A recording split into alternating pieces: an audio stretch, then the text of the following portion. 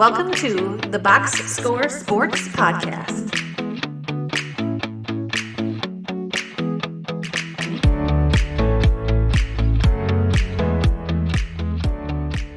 Welcome back, everybody, to the Box Score Sports YouTube channel. I'm your host, Ryan, and what we are doing is we are going to be previewing every single NBA team to celebrate tip-off week in the NBA. We're going to have videos of every team's, hopefully 10 minutes or less, of our favorite moves, least favorite moves. We're going to talk about questions, concerns. We're going to predict whether they're a playoff team, a contender, a lottery team, or a play-in team. We're going to hit on all those and every single teams. But before we get into it, like the video, subscribe to the channel, and let me know your thoughts on your favorite teams going into the season or on the team of each video that we will be posting.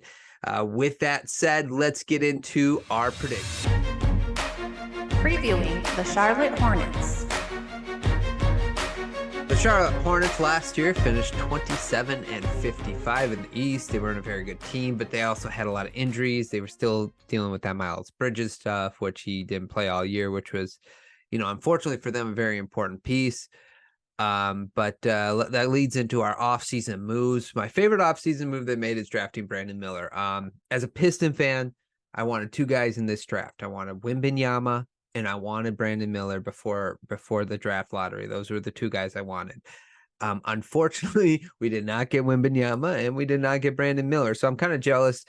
I also think I want to give the Hornets credit because I understand that there's a lot of excitement about Scoot and he'll probably be great. And I'm not saying that it was, like that he's not worth the third pick or whatever. But if I'm picking in a draft and you're telling me that this guy is 6'9", he can dribble the ball, he can shoot, he plays good defense, or you can get this high motor playmaking point guard that can run your offense. I kind of want the forward because that's the way the league is built.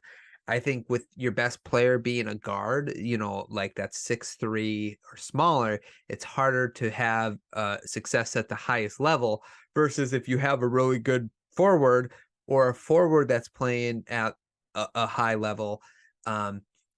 It's easier to have that success at the high level because that's the way the NBA is now kind of built. So I am really the Hornets should get credit. I think eventually they will, I think, for taking Brandon Miller number 2. And I think he's just a better fit with LaMelo. I think those two will fit really well together as well. My least favorite move is the Miles Bridges stuff. It's just like, I understand why you did it or, like why you had to sign him and keep him. He's a very talented player, but it's all the offseason stuff that I just really don't care for. I hate all that stuff. I just want to talk basketball, but unfortunately in this situation it comes up. So it's like they had to do it, but it doesn't mean you have to like it. Biggest question. Are they going to be competitive this year? It's interesting. The roster isn't really that awful. I like Mark Williams. I like PJ Washington. I like Brandon Miller, Hayward, as long as he's healthy. LaMelo. You have Terry Rozier. So they have a lot of, not a lot. They have quite a bit. At least half their roster is full. Have players that can play basketball. So are they going to compete this year? Are they going to find a way to be competitive, or is it sort of this thing where maybe you take Rozier, PJ Washington, and Hayward, and you try to flip them for assets and try to compete next year. Let Mark Williams and LaMelo with Brandon Miller, those three guys kind of grow, and then take the rest of them and try to get more assets so that you can build for next year or the year after that. I don't know. We'll have to see when it comes to the Hornets, and I kind of want to see LaMelo and Miller work good together, develop some sort of rapport. And Mark Williams, I think he's a beast, like in the paint. I think he's 7'1".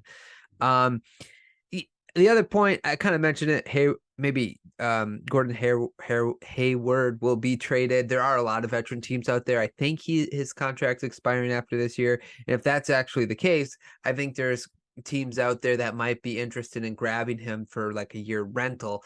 A team that wants to be competitive now. I know like any of the competitive teams out there. It's just that he's a veteran, and if he's healthy, he's good. Like you know what I'm saying? So it is possible that he'll get traded. My prediction for the Hornets, I think they'll be more competitive this year. Hopefully LaMelo stays healthy, but they're still going to be a lottery team, in my opinion.